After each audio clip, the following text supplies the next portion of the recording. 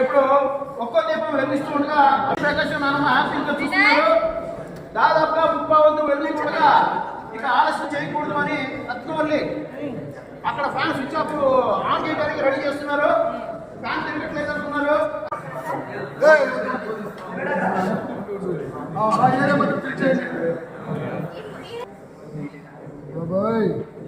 ఒక 10 ప్రేమికులు అలా ఉంచండి చాలు. ఇక్కడ మాత్రం ఉంటాము సార్ అది వద్దన్నారుగా మేడం ఇది మాత్రం వద్దు. Okay okay ready ready